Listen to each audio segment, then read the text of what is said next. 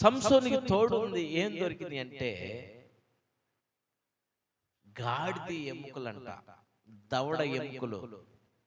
గాడిద దవడ ఎముకలు మూరిడంత కూడా ఉండవు, అంటే మోరంత కూడా ఉండవు.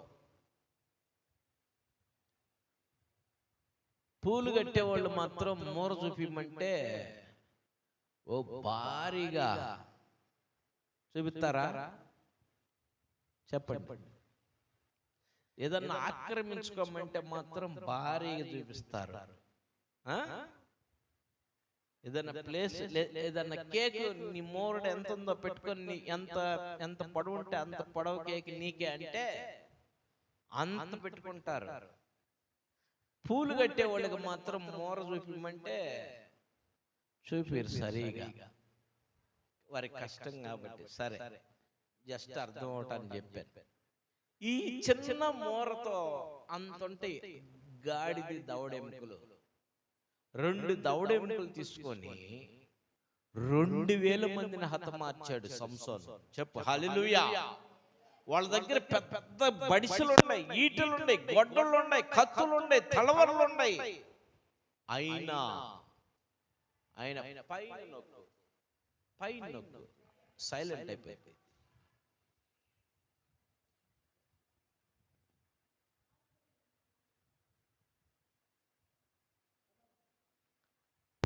అయితే చూడండి, ఆ యొక్క గాడిద 2 దవడ ఎముకలు తీసుకొని ఏం చేశాడంటే 2000 మందిని హతమార్చాడు.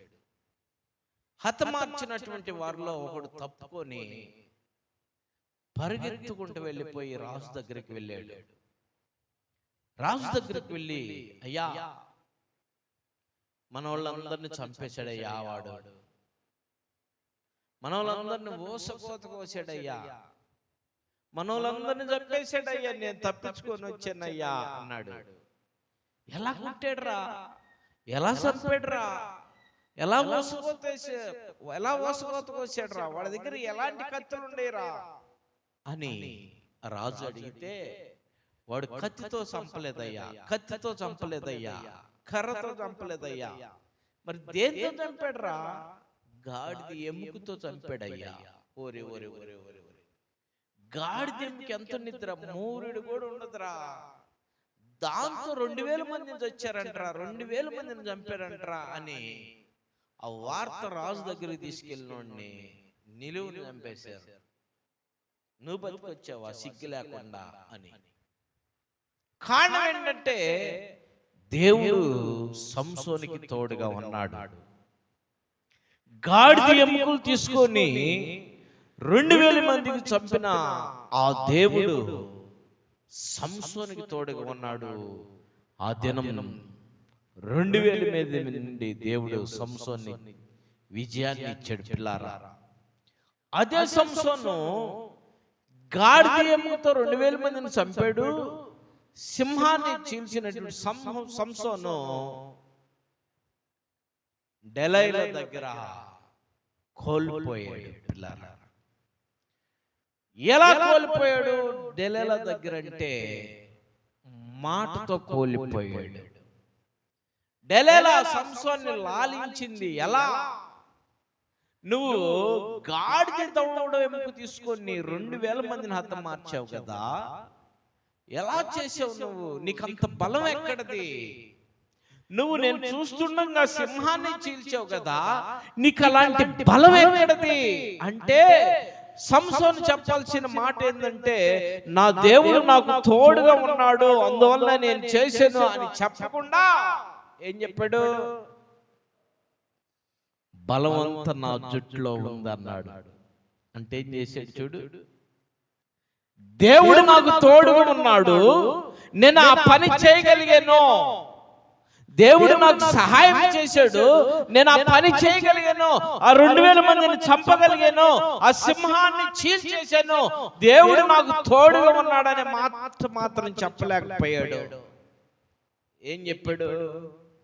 బలం నా జుట్టులో ఉందని చెప్పాడు. పిల్లారా చూడండి, తను తవ్విన గుంటలోని తనే పడ్డాడు. నిజంగా జుట్టులో బలం ఉండిద్దా? ఎక్కడ బలం ఉండేది? దేవుని మాటలో బలం ఉన్నది. దేవుని యొక్క శక్తి బలం నీకో, మాటతో బలం నీకో. దావీదుని తీసుకోగలిగితే దావీదుకి గొలియాతు మీద విజయం ఇవ్వగలిగాడు. ఎలా ఇవ్వగలిగాడంటే దావీదుని అందరూ కూడా చిన్న చూపు చూశారు. ఏమని చూశారు తెలుసా?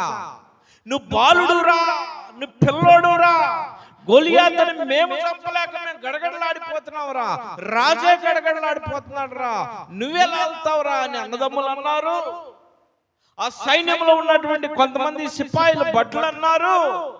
రాజు దగ్గర ఉన్నటువంటి వారు అన్నారు. రాజు కూడా అన్నాడు దావీదుని చిన్న చూపుగా. కానీ దావీదు ఏమన్నాడో తెలుసా? నేను బాలునే, కానీ నాతో ఉన్నవాడు జీవము కలిగిన వాడు, శక్తిమంతుడు, సర్వ సృష్టికి కారణభూతుడు, సర్వాధికారి నాకు తోడుగా ఉన్నాడు అన్నాడు. హల్లెలూయా. కానీ సంసోను అనలేకపోయాడు ఆ మాట.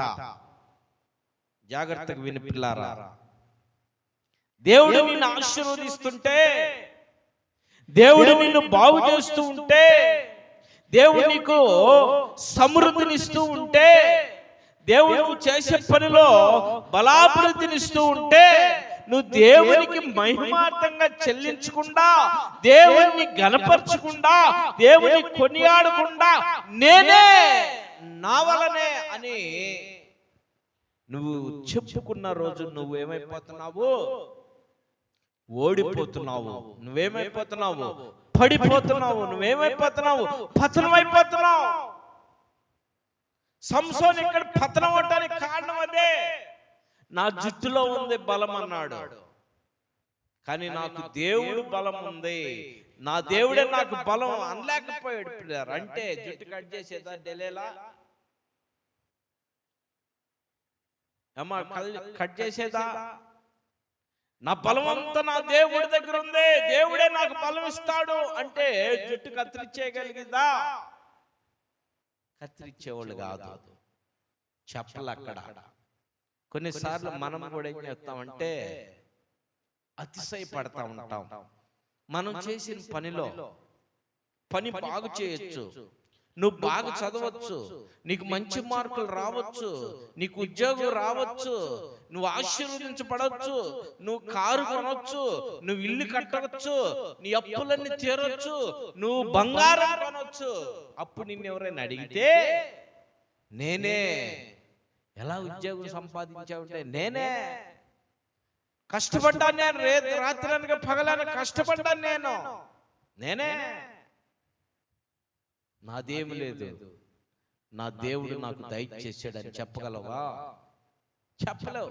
ఏదైనా పనిలో నువ్వు బాగా పని చేస్తే నిన్ను ఎవరైనా పొగిడితే నేనే చేసింది పని అంటావు. ఎంత మాత్రపు వాడివి, ఎంత మాత్రపు దానవి నువ్వు. సంసోను తీసుకుంటే ఎంత మాత్రపు వాడు. నా దేవుడే నాకు బలం అంటే డయలా ఏం చేయగలిగేది? జుట్టు కత్తిరించేది కాదు. ఈ రాత్రి నువ్వు విని ఈ మాట దేవుడు నీకు తెలియపరుస్తున్నాడు. ఈ మాట దేవుడు మనతో మాట్లాడుతున్నాడు. ఈ మాట నేను కూడా నేర్చుకుంటున్నాను. ఈ మాటలో నువ్వు కూడా నేర్చుకో. ఈ రాత్రి దేవుడు నిన్ను అడుగుతూ ఉన్నాడు, ఏమిటి కారణం? భలే వంట వండవే, కూర భలే చేసేవే, అన్నం భలే, పలావ్ బిర్యానీ భలే చేసేవే అంటే ఉప్పొంగిపోయి నేనే అంటున్నావా? కాదు, దేవుడు నాకు సహాయం చేశాడు అంటున్నావా? రాత్రి నువ్వు ఆలోచించే. దేవుడికి ఇచ్చిన ఆశీర్వాదం ఏదైనా కావచ్చు, ఫలం కావచ్చు, స్థలం కావచ్చు, ఇంకోటి కావచ్చు, ఏదైనా సరే, బిడ్డలను కావచ్చు. ఆలోచించే. దేవుడికి ఇచ్చిన ఆశీర్వాదాన్ని నువ్వు దేవుని కోసం ఖర్చు పెడుతున్నావా? దేవుని కోసం ఖర్చు పెట్టకపోగా అతిశయపడుతున్నావు నువ్వు. అతిశయం.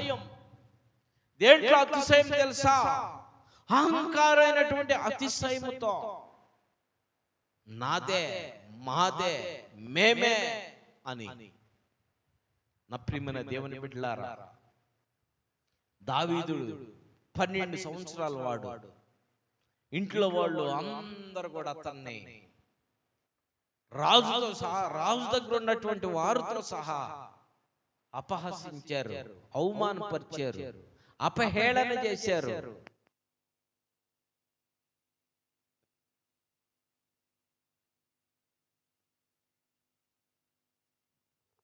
దావీదు చేసిన పని,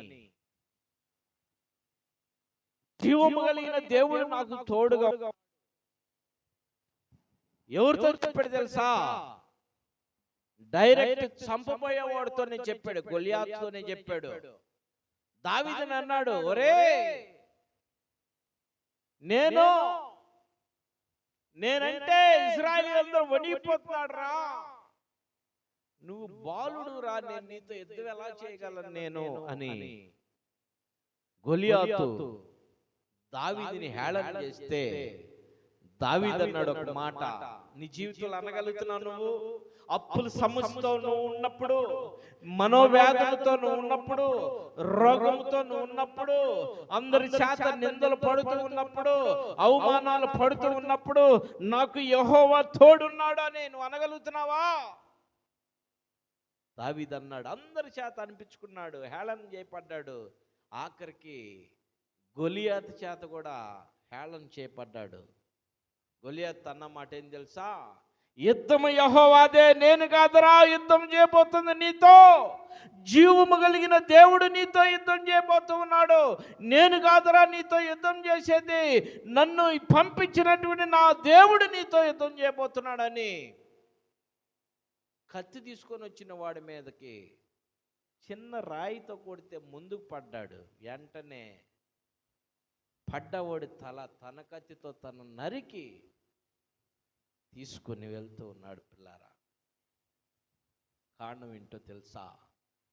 దేవుణ్ణి గనపరిచాడు. నాకు దేవుడు తోడున్నాడు అన్నాడు. కానీ సంసోను అనలేకపోయాడు. ఏంటయ్యా నీకు బలం? ఎక్కడుంది నీకు అంత బలం? చిన్న గాడిద 2 దవడెముకలు తీసుకొని 2000 మందిని చంపావంటే నీకు అసలు అంత బలం ఎక్కడిది? నీకు అంత బలం ఎక్కడిది? ఎవరిచ్చారు నీకు అంత బలం? ఎక్కడిది నీకు అంత బలం? అంటే ఏం చెప్పాడు తెలుసా? సంసోను ఏం చెప్పాడు తెలుసా? డెలీలా ఒళ్ళో పనుకొని ఏం చెప్పాడు తెలుసా? ఇదిగో ఈ జుట్టులో ఉంది ఆ బలం అన్నాడు. జుట్టులో మీకు బలం ఉందా? అందుకే ఆడవాళ్ళు తనుకునేటప్పుడు జుట్లు వేసుకుంటారా? జుట్టులో బలం ఉందని దొరుకుతారని జుట్లు వేసుకుంటారే తప్ప బలం ఉందని కాదు. ఆడవాళ్ళు తనుకుంటే మొదట స్టార్ట్ అయ్యేది ఏం తెలుసా? జుట్టు వేసుకుంటమే కదా. జుట్టు పట్టుకుని జుట్లు వేసుకుంటారు ఒక్కొక్కళ్ళు. జుట్లు వేసుకుంటే ఇద్దరు వంగిపోతారు. అలాయని ఇలాయన ఇద్దరు నడువుల మీద కర్రచుకుని పటాపట బాస్తే కుంగిపోవడమేగా. జుట్టులో బలం లేదండి. జుట్టులో బలం లేదు. ఎక్కడ బలం ఉంది? నాజీరు చేయబడినటువంటి వాడు. ఎవరికి నాజీరు చేయబడ్డాడో? యెహోవాకి నాజూరు చేయబడ్డాడో, యెహోవాకి ప్రతిష్ఠించబడ్డాడో, ఆ యెహోవా బలము ద్వారానే ఈ 2000 మందిని హతమార్చింది. కానీ ఈ మాట చెప్పలేక ఏమయ్యాడు తెలుసా? కళ్ళు బాగొట్టుకున్నాడు. ఈ మాట చెప్పలేక. కూర భలే వండే, సూపర్గా ఉంది అంటే, నాదే ఉంది, నాకు దేవుడు తోడున్నాడు అందుకే ఇంత బాగుంది అని అంటే దేవుడు మహింపరచబడతాడు కదా. నేనే చేసింది, నేనే కష్టపడింది, నేనే వండిందంటే 20 మందికి రావాల్సింది 10 మందికి వచ్చిన తర్వాత ఏమంటారు ఇంట్లో వాళ్ళు? 20 మందికి తెప్పించి 10 మందే తినేశారు. నీ నుంచి వండాల్సిన రీతిలో వండితే 20 మంది తినేవాళ్ళు అంటారు. అవునా? అంటే వెంటనే మనము ఫెయిల్ అయిపోతాం. బాగుంటే వదులుతారా? కుమ్ముతారు. అవునా కదా? బాగుంటే కుమ్ముతారు. 20 మందికి రావాల్సింది 10 మందికే వచ్చింది. చిన్న ఎగ్జాంపుల్ చెప్పా, చిన్న ఎగ్జాంపుల్ అది. అందుకని నువ్వు దేవునికి మహిమార్థంగా దేవునికి చెబితే దేవుడు ఏం చేస్తాడు? కానా విందులో ద్రాక్షారసం అయిపోతే నీళ్ళని ద్రాక్షారసంగా మార్చాడు దేవుడు. మరి ఇక్కడ కూడా కూర అయిపోతున్న పరిస్థితులు ఏం చేస్తాడు దేవుడు? ఒక్క ముక్కేసినా కూడా 50 ముక్కల్లా కనపడుతుంది తినేవాళ్ళకి. చేపల కూర వండితే ఇంట్లో నేను 10 ముక్కలు వేసినా తినగలను, ఒక్క ముక్కేసినా కూడా తినగలను. అంటే లేని టైంలో ఒక్క ముక్కేరా ఉందంటే దాన్ని దేశాడు అన్నం తినొచ్చు, 10 ముక్కలు వేసిన దేశ అన్నం తినొచ్చు కదా. సర్దుకునే తినేది. మరి దేవుడు తోడుగా ఉంటే సర్దుకుంటామేమో. చూడు, 5 రొట్టెలు 2 చేపలు, 5 రొట్టెలు 2 చేపలు 5,000 మందికి పంచగా ఇంకా 12 గంపలు ఎత్తారంట. మరి దానికి ఎవరు తోడుగా ఉన్నారు? దేవుడు తోడుగా ఉన్నాడు. మరి ఈ సంసోను ఏం చేయలేదు? దేవుని పేరు చెప్పకుండా తన పేరుని చెప్పుకోబట్టి ఏమైంది? పేరు ఇరిగిపోయింది, మనసు ఇరిగిపోయింది. దేవుడు బాధపడ్డాడు. ఒరే, నేను కదా నీకు ఆ బలాన్ని ఇచ్చింది, నేను కదా నిన్ను వాడుకుంటుంది, నేను కదా నీకు సహాయం చేస్తుంది అన్నీ దేవుణ్ణి పక్కన పడేసి నేనే అంటే ఏం చేశాడు? దేవుని మనసు సిరిగిపోయి వెంటనే ఏమైంది? సంసోనికి కళ్ళు పోటానికి కారణమైంది ఆ మాట ద్వారా. అవునా కదా? అస్సలు లాజిక్ ఇదండి. డెలీలా చెప్పాడు, డెలీలా పట్టించింది, డెలీలా జుట్టు కట్ చేసింది, అందుకే సంసోనికి జుట్టు పోయి ఇతలకి బలం పోయింది. ఈ కాదు, ఇంకొక ఉపమానం చెబుతా. మత్తయి లోకాసు వార్తలో ఉంది. ఒక ధనవంతుడు, తీయొద్దులే, ఒక ధనవంతుడు సమృద్ధి అయినటువంటి ధాన్యాన్ని సమకూర్చుకొని ఆ యొక్క ఏమంటారు పుర్లో పోసుకొని బయట మంచం వేసుకొని అంటున్నాడు, ఓ నా ప్రాణమా తినుము త్రాగము సుఖించుము, నీకోసం కొన్ని సంవత్సరాలు సరిపడే విస్తారమైనటువంటి నేను సమకూర్చిన ధనాన్ని, ఆహారాన్ని ఇక నువ్వు ఎంజాయ్ చేసుకో అని చెప్పినప్పుడు దేవుని మనసు ఏమైపోయింది? ఇరిగిపోయింది. వీడేమో పండిగలడా? వాన వీడి కురిపీగలడా? ఎండ వీడి కాపీగలడా? చూడండి, ఏం చేయగలడు వీడు? దేవుని యొక్క ప్రణాళిక లేకపోతే, దేవుని కృప లేకపోతే ఏం చేయగలడు? దేవుడు ఆజ్ఞాపిస్తే మిడతలు వచ్చి కూడా ఆ పంట మొత్తాన్ని కూడా తినేసేస్తాయంట కదా. సో దేవుని పేరు చెప్పనందువలన దేవుడు ఏం చేశాడు? వెర్రివాడా, ఈ రాత్రి నీ ప్రాణం మనసు ఇరిగిపోతేనే, ఈ రాత్రి నువ్వు ఆలోచన చేయి, దేవునికి నీ మీద మనసు ఇరిగిపోతే గుర్తుపెట్టుకో, దేవునికి నీ మీద మనసు విరిగిపోయిందా, నువ్వు చేసే ప్రతి పని కూడా ఉపయోగం ఉండదు, ఫలింపుకు రాదో, దీవించబడవో, మేలు జరగదో. మేలు జరగకపోగా నీకు కీడులే జరిగేది. కారణం ఏంటి? దేవుని మనసుని ఎరగొట్టిన వాడివి, ఎరగొట్టిన దానివి నువ్వే కదా. దేవుని మనసుని ఎరగొట్టిన వాడు, ఎరగొట్టిన దానివి నువ్వే. చిన్న ఎగ్జాంపుల్ ఈ రెండు నేను మీకు చెప్పి ముందుకు పోతా, ముగిస్తా, అయిపోయింది సమయం. సంసోను దేవుని మనసుని ఎరగొట్టాడు, కళ్ళు పోగొట్టుకున్నాడు. ఈ ధనవంతుడు తనను పొగుడుకున్నాడే కానీ దేవుణ్ణి ఏ ఒక్క కోణంలో దేవుణ్ణి హైలైట్ చేయలేదు. అందుకని తన ప్రాణాన్ని పోగొట్టుకున్నాడు. ఎవరన్నా చెబితే చేశారా, లేకపోతే వీళ్ళు చెప్పబట్టే కదా పోయింది. సంసోన్ చెప్పబట్టే సంసోన్ కళ్ళు పోయినాయి కదా. ధనవంతుడు చెప్పబట్టే ధనవంతుడి ప్రాణం పోయింది. ఎవరు వీళ్ళకి సహాయం చేయలా, ఎవరు వీళ్ళ గురించి చెప్పలా. ఈరోజు నువ్వు ఆలోచించే, నువ్వు నీ చేతి పనిలో కావచ్చు, వ్యాపారంలో కావచ్చు, ఆస్తులో కావచ్చు, నీ యొక్క సౌందర్యంలో కావచ్చు, లేక నీ యొక్క ఏదైనా కావచ్చు, ఉద్యోగంలో కానీ ఈవెన్ ఏదైనా కావచ్చు, దాంట్లో దేవునికి ఇవ్వాల్సినటువంటి ప్రాముఖ్యత దేవునికి ఇవ్వకుండా నేనే అని నువ్వు చెప్పుకోగలిగితే, దేవుని మనసు నీ మీద విరిగిపోతే నీ జీవితము ఇరిగిపోయినట్టే. గుర్తుపెట్టుకో, ఇరిగిపోయినట్టే.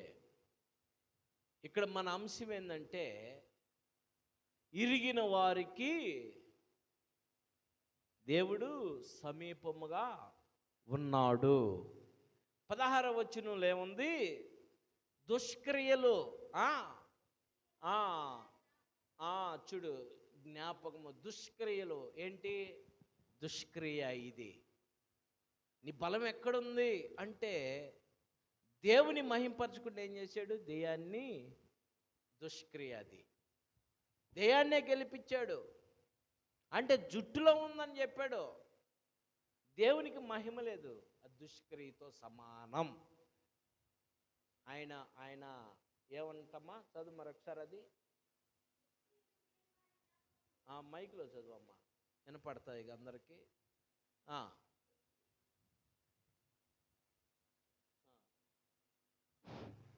దుష్క్రియలు చేయు వారి జ్ఞాపకం భూమి మీద నుండి కొట్టివేయుటకై యెహోవా వారికి విరోధముగానున్నది. చూడు, ఎవరికంటే విరోధము? మరొకసారి చదువు అన్నమాట, మరలా నీకు అర్థమైంది. చదువు. దుష్క్రియలు చేయు వారి జ్ఞాపకమును. జ్ఞాపకము. ఏ జ్ఞాపకము? పేరు జ్ఞాపకము, పర్పస్ జ్ఞాపకము, మనిషి జ్ఞాపకము, నీ స్టేటస్ జ్ఞాపకము, నీ అంతస్తు జ్ఞాపకము, నీ చదువు జ్ఞాపకము, నీ విద్య జ్ఞాపకము, నీ పనితనం జ్ఞాపకము, నీ డబ్బు జ్ఞాపకము, నీ అందము జ్ఞాపకము. భూమి మీద నుండి కొట్టివేయుటకై. ఎక్కడంట?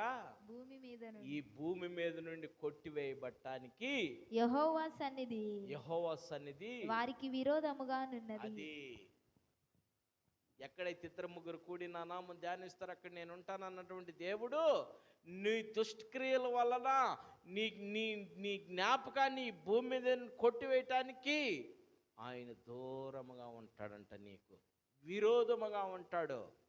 వీళ్ళకి విరోధముగా ఉండబట్టి సంసోను కళ్ళు పోయినాయి, ఆయన యొక్క ప్రాణము పోయింది. 17వ వచనం చదువు.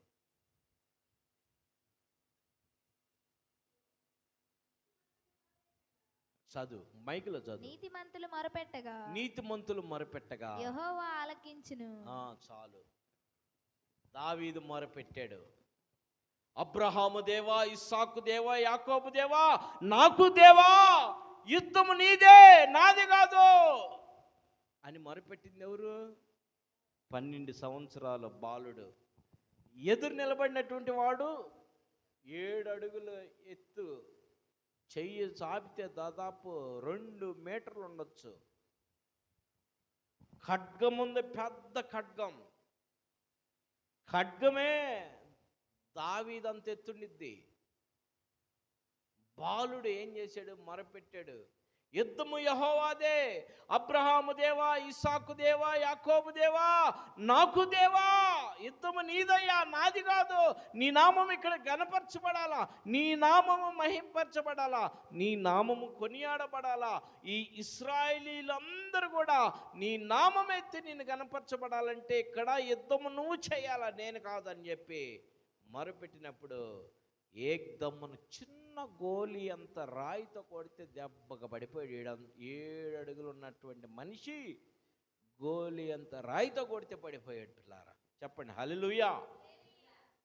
అది నీతిమంతులు మొరపెట్టగా యెహోవా ఆలకించును. ఈరోజు నువ్వు నీతిగా నిజాయితీగా దేవుని సన్నిధిలో ఈ ఉపవాస కూడికలో నువ్వు మొరపెడితే, నీ హృదయంలో ఏ హెచ్చింపులు లేకుండా, నీ హృదయంలో దేవునికి ఏ విరోధమైనటువంటి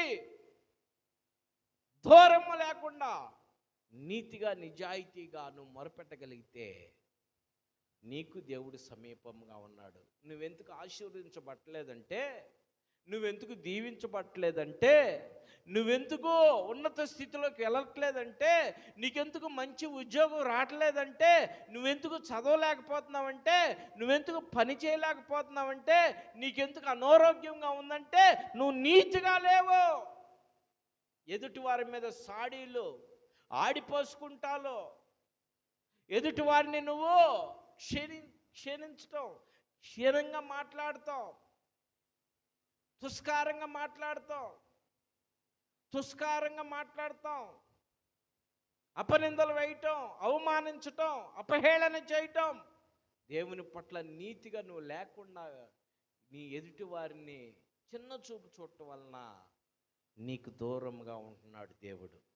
ఈ రాత్రి విన్నా నువ్వు రెవలైజ్ అవ్వు, మార్చుకో నీ జీవితాన్ని. ఇక్కడ మన ముందు పెట్టాడు, ఆ సంసోను నా ఎంటికల్లో ఉన్నది బలం అన్నాడు. ఎంటికల్లో బలం ఉన్నిద్దా చెప్పాడు దేవుడు. అవత ఏం చెప్పాడు దేవుడు?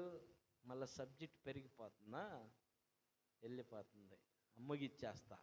అవత ఏం చెప్పాడంటే, దేవుడు ఆ కాయ తినొద్దు అన్నాడు, అంతే. అందులో ఏమి లేదు. దేవుని మాట విన్నందువల్ల తిన్నారు వాళ్ళు. తిన్నందువల్ల ఏంది? అది నిజంగా మారింది. మాట ఆజ్ఞ అతిక్రమమే పాపం. గుంటుంది వెళ్ళొద్దు అంటే నువ్వు వెళ్తే పడతావే, అంతే. వెళ్ళొద్దంటే వెళ్ళకుండా ఉంటే బాగుండిద్ది, వెళ్ళావు పడ్డావు, అంతే కదా. అబద్ధం ఆడొద్దంటే ఆడావు, అయిపోయావు, అంతే. నా ప్రియమైనటువంటి దేవుని బిడ్డలారా, సబ్జెక్ట్ పెరిగిపోతుంది, ముగిస్తున్నాను. మరొక రోజు దీన్ని కంటిన్యూషన్ చేసుకుందాం. నువ్వు నీతిగా మొరపెట్టగలిగితే దేవుడు నీకు సమీపముగా ఉన్నాడు, నిన్ను ఆశీర్వదిస్తాడు. సమీపంగా, అందుకే సమీపముగా. హృదయాన్ని ఎరగొట్టారు వాళ్ళందరూ. ఏం ఎరగొట్టారు తెలుసా? రే నువ్వు బుడ్డోడురా, రే నువ్వు వెళ్ళలేవురా, రే నీకు ఎత్తు రాదురా, రే నిన్ను చంపేస్తాడురా, రే అని దావీదుని ఎరగొట్టాడు హృదయాన్ని. అయితే దేవుడు ఏం చేశాడు? సమీపముగా ఉండి యుద్ధాన్ని జరిగించాడు, విజయాన్ని ఇచ్చాడు. ఆ విజయములో దేవుడు మహిమపరచబడ్డాడు. గొలియాతు హతమయ్యాడు. పిల్లారా, దావీదుని దేవుడు మహిమపరిచే విధంగా చేశాడు, దావీదుని రాజుగా చేశాడు. హల్లెలూయా. కారణం ఏంటో తెలుసా? దావీదు దేవుణ్ణి గణపరిచాడు. ఈరోజు నువ్వు కూడా దేవుణ్ణి గణపరచగలిగితే, ఈరోజు దేవుణ్ణి నువ్వు కూడా గణపరచగలిగితే దేవుడు నిన్ను కూడా గణపరుస్తాడు. నువ్వు గణపరచుకున్న నిన్ను నువ్వు గణపరచుకుంటే దేవుడు నీకు విరోధముగా ఉంటాడు. గుర్తుపెట్టుకో. దేవుడి కొద్ది మాటలు దీవించునుగాక. ఆమెన్. దేవుడి కొద్ది మాటలు దీవించునుగాక. ఆమెన్. ప్రార్థన చేసుకుందాం అందరూ కూడా.